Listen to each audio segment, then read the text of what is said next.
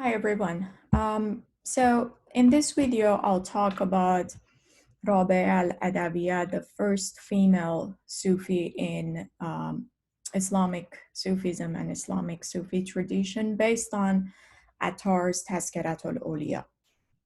So in his Tazkiratul Awliya, Attar devotes an entry to Rabia al-Adawiyya, who gained considerable recognition throughout the Muslim world as the first female Sufi, and for her introduction of love into the Islamic mystical tradition. Narratives and legends about her life indicate that she was born in between 714 and 717 or 18 and died in 801 in Basra, which is modern day Iraq. Medieval sources locate Rabi's tomb on the outskirts of Basra, not in Jerusalem or Egypt, as some other sources have claimed. Attar and other scholars have suggested that Rabi was an orphan and a non-Muslim slave who converted to Islam.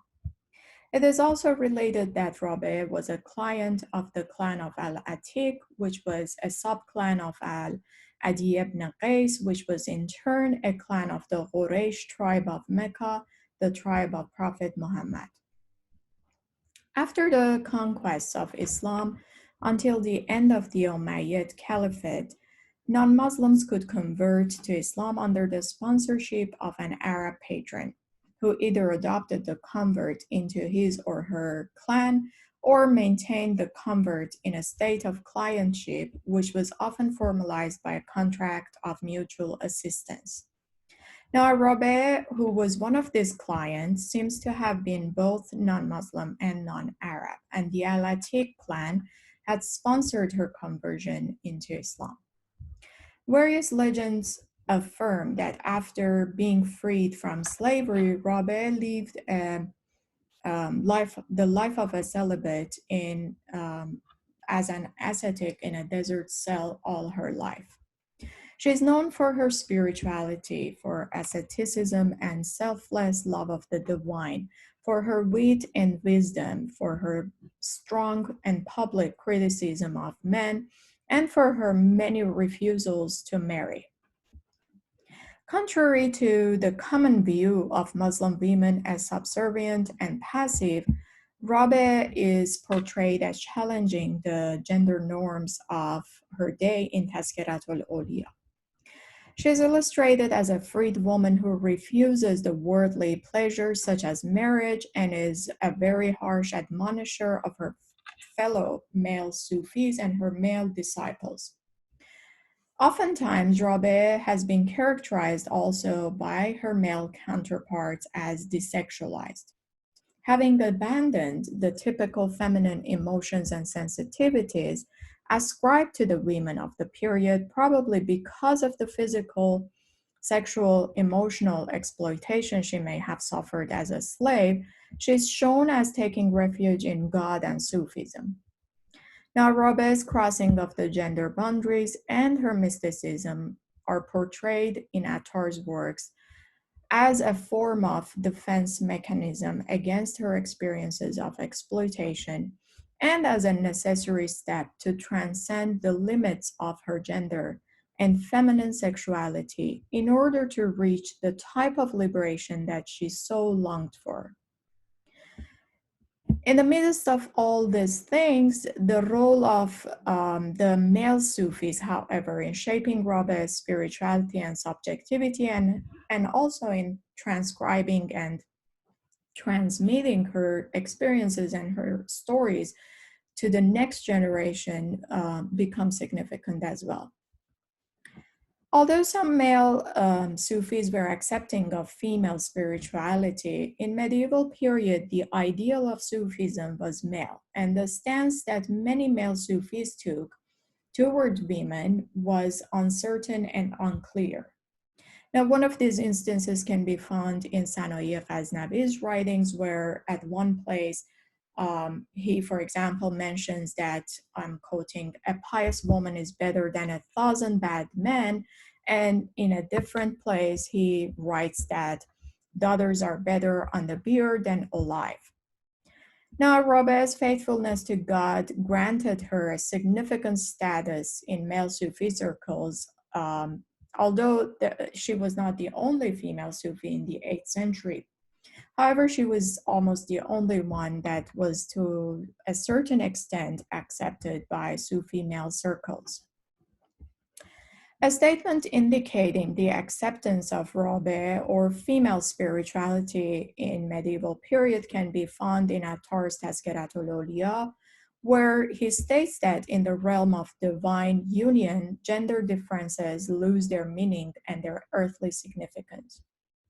در توحید وجود من و تو کی ماند تا به مرد و زن. In unity, how can the existence of me and you remain, much less man and woman? Among Persian Sufi writers to mention Rabi in their works are Shamseddin Ahmad Aflaki in Manaqib al-Arifin and Jami in Nafahatul Uns. For example, this is what Jami writes about Rabi in Nafahatul Uns. And I'm quoting, if all women were like the one we have mentioned, that is Rabi, then women would be preferred to men. For the feminine gender is no shame for the sun, nor is the masculine gender an honor for the crescent moon. Rabi's most complete biography, however, is Attar's in Tazkiratul Awliya. And it is noteworthy that out of 72 entries, biographical entries, Attar has devoted only one to a female Sufi, while the rest of it is devoted to men. Attar portrays Rabia as a strong, wise woman who's equal and oftentimes superior to men in spiritual matters and who freely criticizes male Sufis for their spiritual shortcomings.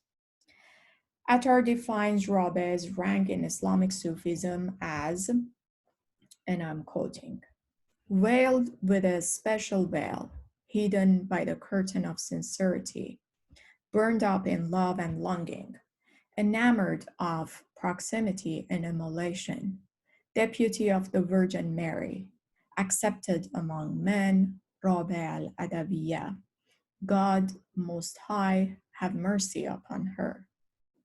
If anyone asks why we placed her memorial among the ranks of men, we reply that the Master of the Prophets, peace and blessing be upon him, declares, God does not regard your forms. It is not a matter of form, but of right intention. If it is right to derive 2/3 of religion from Aisha, God be pleased with her, then it is also right to derive benefit from one of his maid servants. When a woman is a man on the path of the Lord Most High, she cannot be called woman. Now, the fact that Attar needs to justify his reason for placing Rabi in the ranks of men by citing Prophet Muhammad and later comparing her, Rabi, to Prophet's wife Aisha only further highlights the presence of the dominant gender binaries at the time. It also shed lights on Attar's own consciousness of the conventional and cultural gender demarcations of his day. Michael Sells observes that this introduction is an immediate and dramatic highlighting of the gender issue. What is even more worthwhile to note here is that whereas Attar mentions the Prophet's reference to the triviality of the outward forms, he himself attributes an alternative outward form to Rabi by symbolically transforming her from female to male.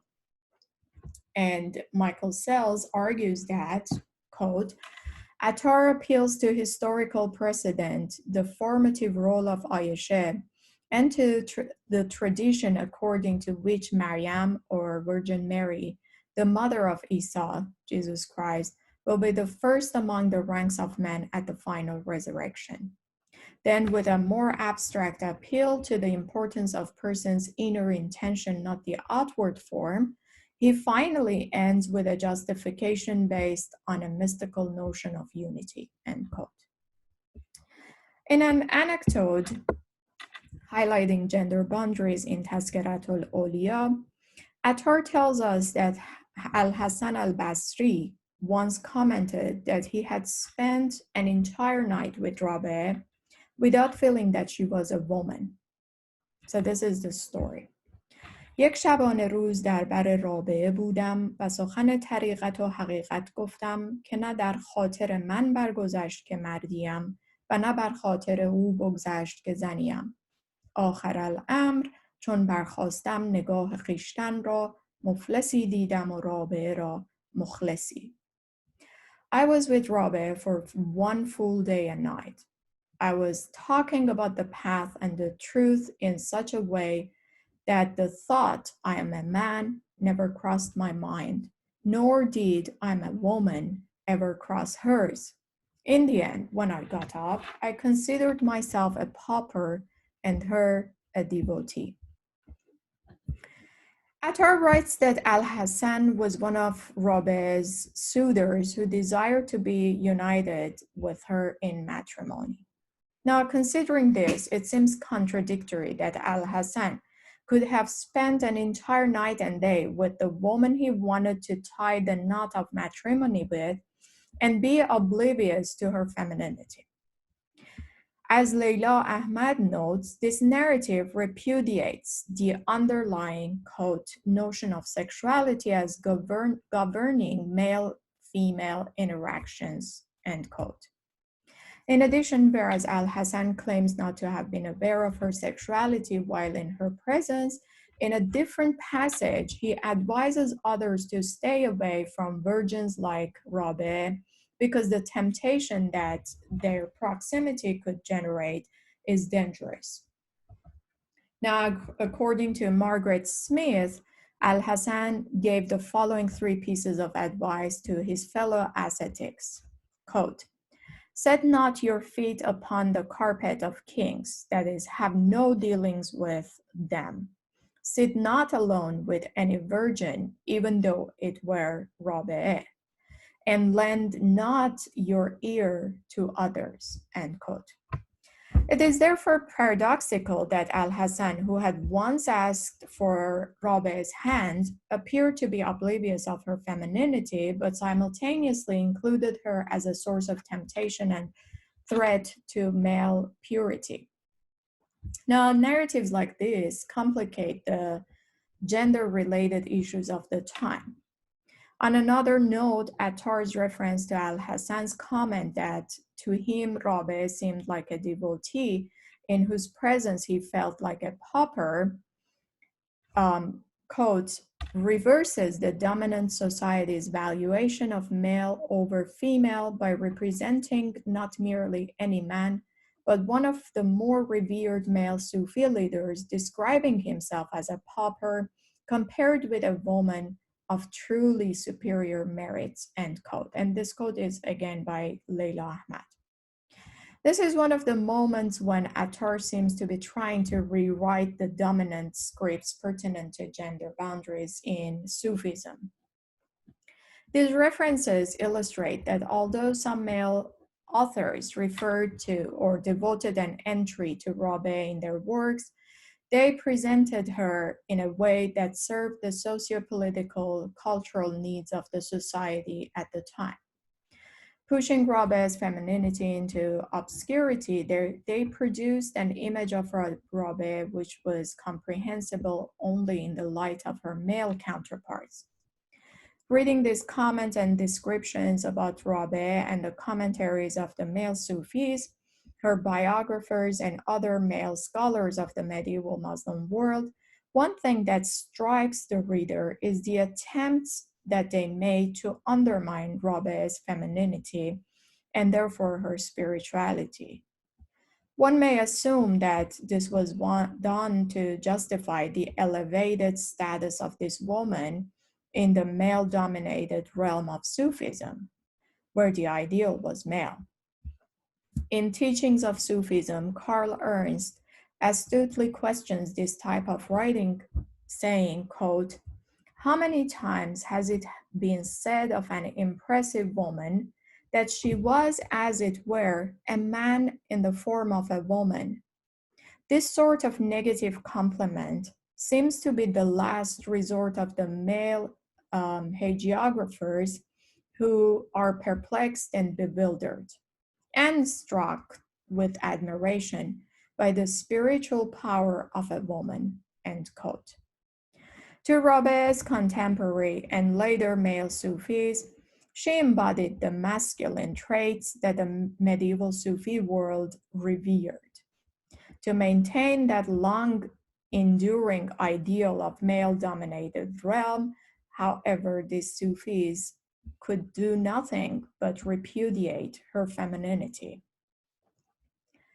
Rabia's spiritual path, as I mentioned earlier, is accompanied by her constant refusal of marriage proposals. However, these decisions are accompanied also by admonishments and criticism from her contemporaries. Attar refers to several of these marriage proposals that confirm the sociocultural expectations of Rabia's time, that a woman should not remain celibate because she is not capable of managing her life alone.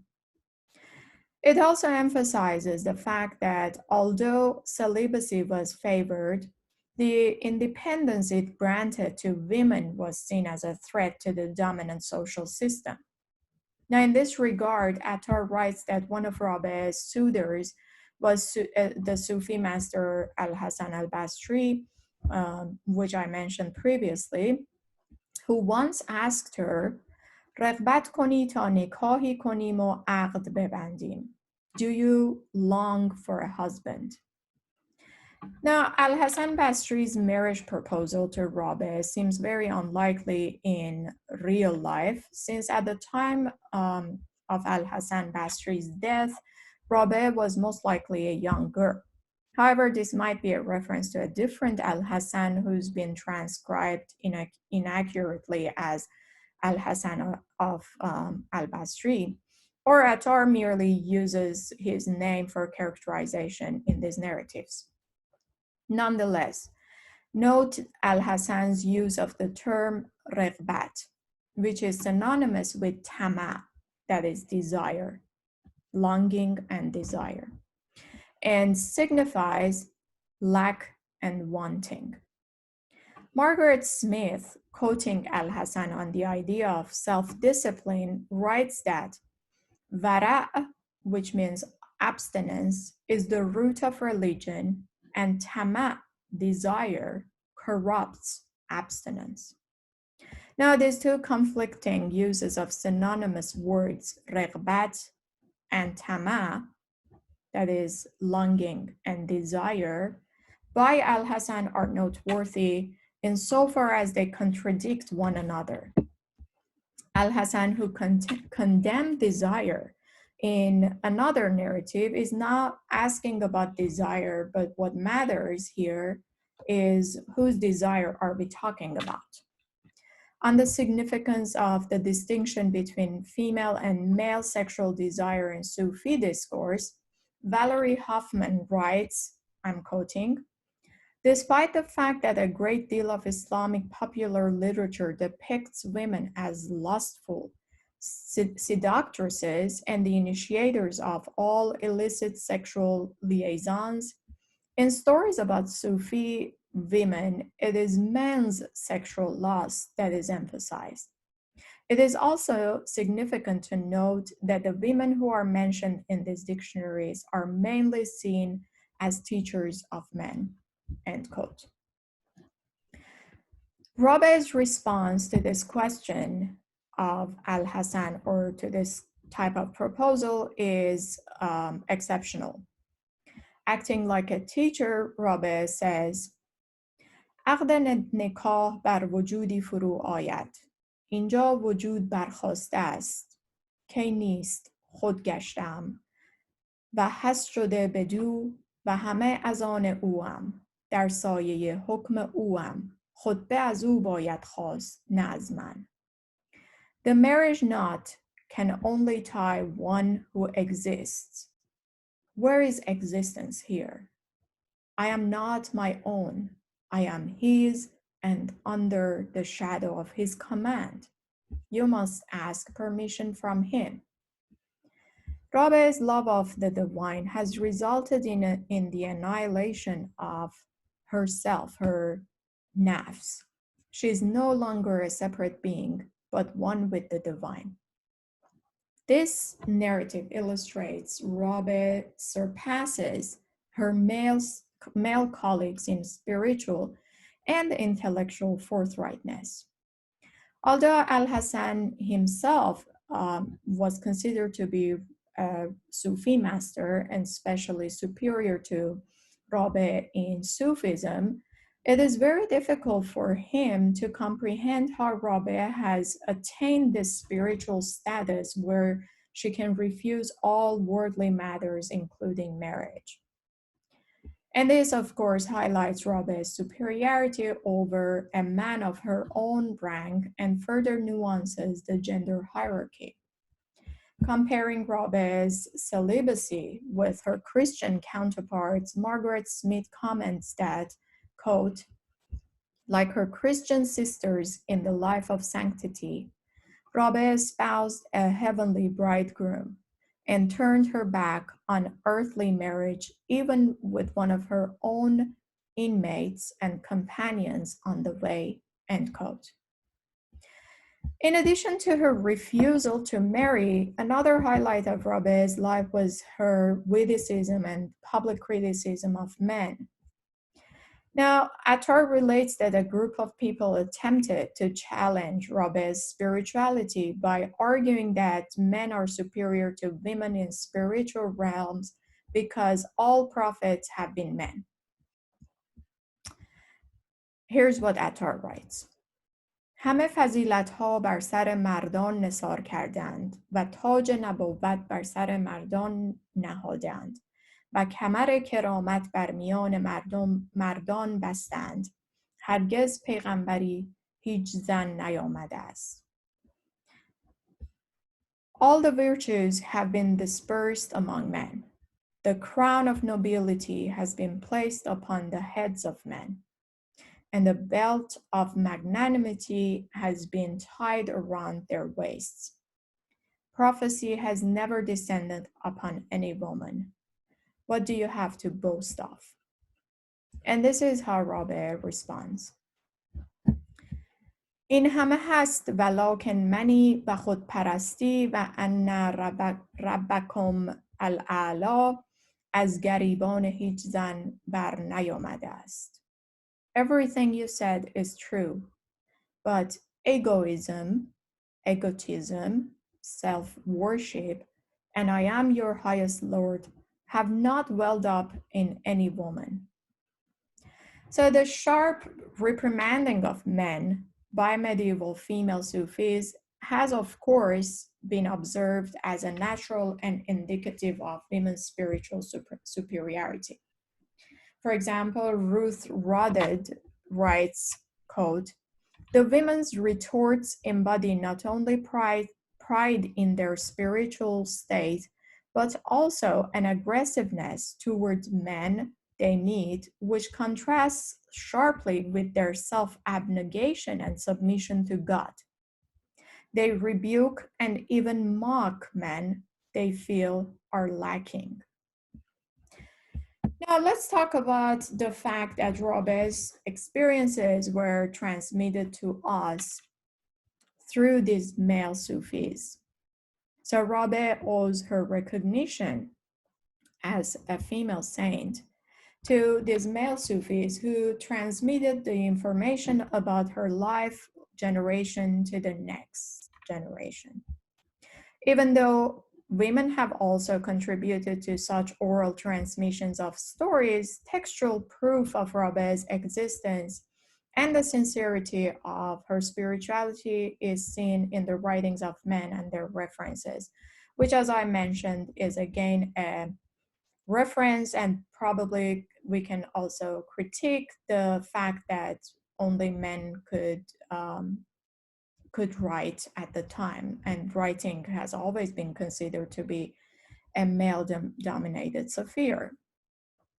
But that is to say that despite medieval Muslim male authors' tendency to portray a highly spiritual woman like Rabia as manly, their acknowledgement of her is in itself a major reason for us, such as myself, as modern scholars, to have the ability and the access to this information on a medieval female saint's spirituality.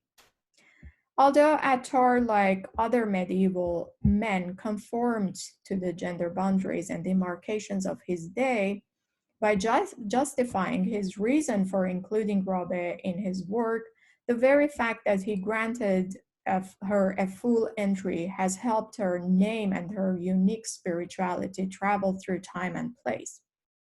Now, writing or being written about gave a new representation to her, enabling her to signify. Through the written text, the public has come to know about her experiences. Since these written texts survive only because of these male peers' acknowledgments, one may submit to what Hollywood argues in her book Sensible Ecstasy, that for true reciprocity, even in mysticism, women still need male recognition to gain autonomy and to be able to transcend their gender. To Hollywood, even in mysticism, female agency without male acknowledgement is an illusory concept.